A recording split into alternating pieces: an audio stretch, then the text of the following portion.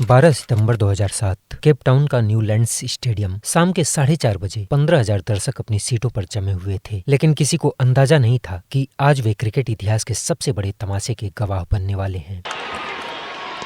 Leg side, down the leg side, he's scored for 4. Slow outfield, is the ball getting there? It's 4. Zimbabwe have beaten Australia. पहला T20 विश्व cup चल रहा था और दुनिया इस नए फॉर्मेट को समझने की कोशिश में लगी थी। लेकिन आज की शाम कुछ अलग थी। आज की शाम ऑस्ट्रेलिया को जिम्बाब्वे का सामना करना था। ऑस्ट्रेलिया, वो टीम जिसने अभी 5 महीने पहले वेस्ट इंडीज में वनडे विश्व कप जीता था, लगातार तीसरी बार विश्व चैंपियन बनी थी। Australia have won the World Cup of 2007. For the third successive time, Australia are World Cup champions. Ricky Ponting, Adam Gilchrist, Matthew Hayden, Andrew Symonds जैसे खिलाड़ियों से सजी ये टीम, जिनका नाम सुनकर गेंदबाजों की रूह कांप जाती थी। सट्टेबाजों की दुनिया में उस दिन ऑस्ट्रेलिया की जीत पहले से लिखी जा चुकी थी। ऑस्ट्रेलिया पर दाव लगाने का मतलब था 50 लगाओ तो जीतने पर सिर्फ 1 पाओ। यानी उनकी जीत इतनी तय मानी जा रही थी कि हार की कोई जगह ही नहीं थी। और सामने था जिम्बाब्वे, 1 लगाओ तो जीतने पर 10 मिलते। मतलब उनके जीतने की उम्मीद इतनी कम थी कि लोग उन्हें पहले ही बाहर मान चुके थे। ये मुकाबला नहीं समझा जा रहा था, इसे बस एक औपचारिक मैच की तरह देखा जा रहा था, जिसका नतीजा दुनिया ने पहले से ही तय कर रखा था। ऑस्ट्रेलियाई ड्रेसिंग रूम में हंसी मजाक का माहौल था। उन्हें लग रहा था कि ये तो बस एक अभ्यास मैच है। दूसरी तरफ जिम्बाब्वे की ड्रेसिंग रूम में सन्नाटा था। वे जानते थे कि दुनिया उन्हें कमजोर मानती है। उनका देश राजनीतिक और आर्थिक संकट से जूझ रहा था। अनुभवी खिलाड़ी टीम को छोड़ चुके थे। उनके पास थे तो बस कुछ युवा लड़के, जिनमें जीतने का जुनून तो था, लेकिन हालात उनके खिलाफ थे। खैर, इस मैच के लिए सिक्का उछाला गया और टॉस जीतकर ऑस्ट्रेलिया ने पहले बल्लेबाजी चुनी। कंगारुओं की रणनीति साफ थी, बड़ा स्कोर बनाओ और जिम्बाब्वे को दबाव में डाल दो। लेकिन केप टाउन की शाम ठंडी थी, पिच धीमी थी, आउटफील्ड भारी था और सबसे बड़ी बात,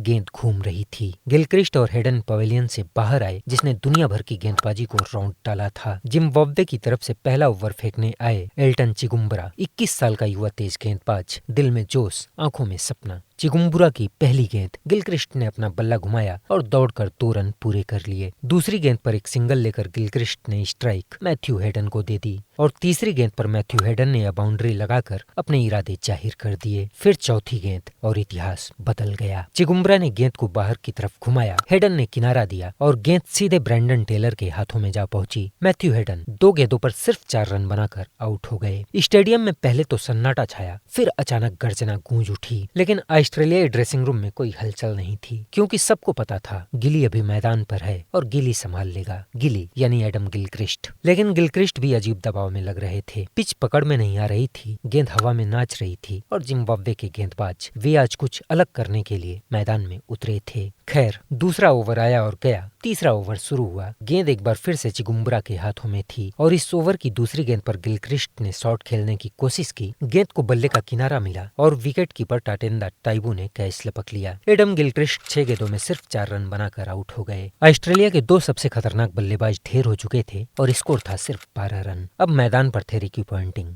ऑस्ट्रेलिया के कप्तान, विश्व विजेता कप्तान, क्रिकेट का वह बादशाह जो अकेले अपने दम पर किसी भी मैच का रुख पलट सकता था। लेकिन जिम्बाब्वे आज अलग मूड में था। चौथा ओवर, पॉन्टिंग ने एक बड़ा शॉट खेलने की कोशिश की। गेंद को बल्ले का मोटा किनारा मिला और गेंद ऊपर उड़ गई। रिकी पॉन्टिंग 15 गेंदों में सिर्फ 8 रन बनाकर आउट हो गए। ऑस्ट्रेलियाई ड्रेसिंग रूम में अब धीरे धीरे सन्नाटा पसर रहा था और जिम्बाब्वे की टीम, वे उछल रहे थे, एक दूसरे को गले लगा रहे थे, क्योंकि उन्हें यकीन नहीं हो रहा था कि जो कुछ भी हो रहा है वह सच में हो रहा है। 4 ओवर, सिर्फ 19 रन और 3 विकेट। जिम्बाब्वे ने दुनिया के सबसे खतरनाक टॉप ऑर्डर को चीथड़े चीथड़े कर दिया था। लेकिन ऑस्ट्रेलिया के पास अभी भी गहराई थी। साइमंड्स, हसी, हॉज, ये सब मैच को जिता सकते थे और अगले 16 ओवरों में यही हुआ। धीरे धीरे संघर्ष करते हुए, एक एक रन जोड़ते हुए ऑस्ट्रेलिया ने स्कोर को आगे बढ़ाया। साइमंड्स ने जिम्मेदारी संभाली, 25 गेंदों में 33 रन बनाए। हसी ने साथ दिया, लेकिन वुसी सिबांडा की शानदार फील्डिंग ने उन्हें रन आउट कर दिया। फिर आए हॉज, उन्होंने 22 गेंदों में 35 रन की नाबाद पारी खेली, लेकिन विकेट गिरते रहे। चिगुम्बरा बुमराह ने अपने 3 ओवर में 3 विकेट लिए सिर्फ 22 रन देकर। ब्रेंट ने 4 ओवरों में 2 विकेट झटके 19 रन देकर। 20 ओवरों का खेल खत्म हुआ और ऑस्ट्रेलिया के स्कोरबोर्ड पर चमक रहा था 9 विकेट के नुकसान पर 148 रन। ऑस्ट्रेलियाई खिलाड़ी मैदान से वापस लौटे, उनके चेहरे पर हताशा साफ दिख रही थी। पॉन्टिंग की आंखों में गुस्सा था। गिलक्रिस्ट चुपचाप बैठे थे। हेडन समझ नहीं पा रहे थे कि आखिर हुआ क्या। ड्रेसिंग रूम में सन्नाटा था, कोई कुछ बोल नहीं रहा था। सब सोच रहे थे क्या हमने जिम्बाब्वे को हल्के में ले लिया। दूसरी तरफ जिम्बाब्वे की ड्रेसिंग रूम में जश्न का माहौल था। चिगुम्बरा के कंधे पर साथी खिलाड़ी थपथपा रहे थे और युवा ब्रेंडन टेलर वो शांत थे, लेकिन उनकी आंखों में चमक थी क्योंकि उन्हें पता था लड़ाई अभी बाकी है। 15,000 दर्शक अपनी सांसें रोके बैठे थे। कमेंटेटर्स चर्चा कर रहे थे क्या जिम्बाब्वे ये कर सकती है, क्या आज वे सच में ऑस्ट्रेलिया को हरा सकते हैं। स्टेडियम की रोशनी तेज हो गई। मैदान पर फिर से खिलाड़ी उतरने वाले थे। अब बारी थी जिम्बाब्वे के बल्लेबाजी की, लेकिन सवाल अब भी वही था, क्या 148 रन काफी होंगे या फिर आज की रात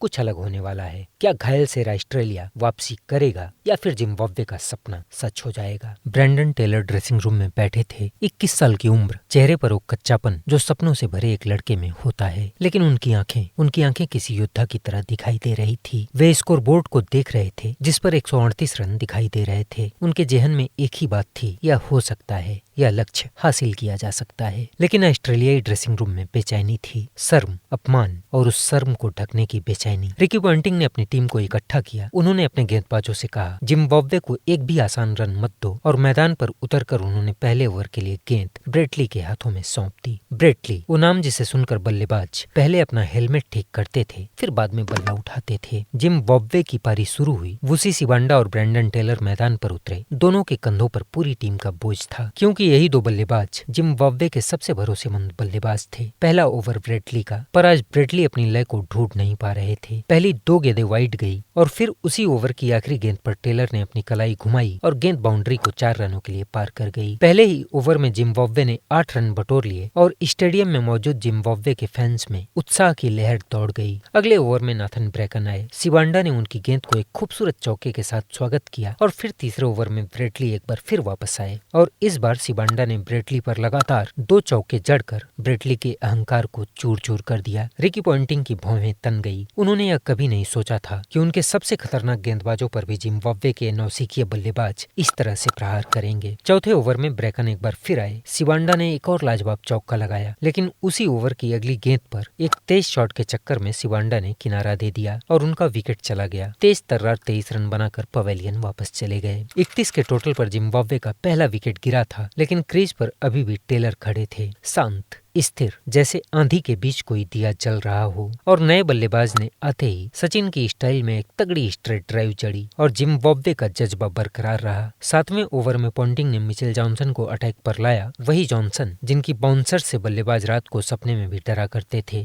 लेकिन टेलर ने जॉनसन को पहले एक खूबसूरत चौका मारा और फिर अगली गेंद पर एक तूफानी शॉट सामने की तरफ और गेंद सीधी बाउंड्री को पार कर गई। जॉनसन के चेहरे पर हैरानी थी और रिकी पॉन्टिंग की आंखें और भी बेचैन हो गई। और इसी के साथ 7वें ओवर में जिम्बाब्वे ने अपने 50 रनों का आंकड़ा भी पार कर लिया। यहाँ से जिम्बाब्वे इस लक्ष्य को आसानी से हासिल करती हुई नजर आ रही थी, लेकिन ऑस्ट्रेलिया इतनी आसानी से कहां हार मानने वाला था। 8वें ओवर में क्लार्क ने जिम्बाब्वे का एक और विकेट उखाड़ दिया और फिर मैच एक अजीब से तनाव में आकर खड़ा हो गया। जहाँ एक बाउंड्री मैच को जिम्बाब्वे की तरफ खींचती तो एक विकेट उसे ऑस्ट्रेलिया की तरफ ढकेल देता। 10 ओवरों का खेल खत्म हुआ और जिम्बाब्वे ने 3 विकेट के नुकसान पर 66 रन बना लिए। जिम्बाब्वे को जीत के लिए अब 10 ओवरों में 73 रनों की जरूरत थी। रन रेट बढ़ रहा था, दबाव बढ़ रहा था, लेकिन टेलर अभी भी मैदान पर शांत खड़े थे। और फिर 10वें ओवर के अंत में जिम्बाब्वे का एक और विकेट गिर गया। जिम्बाब्वे ने 70 के टोटल पर अपना चौथा विकेट खो दिया। जिम्बाब्वे के सामने मुसीबतों का पहाड़ खड़ा था। एक तरफ विकेट पर विकेट गिर रहे थे और टेलर एक छोर पर अकेले खड़े अपने टीम के गिरते हुए विकेटों के पतन को देख रहे थे।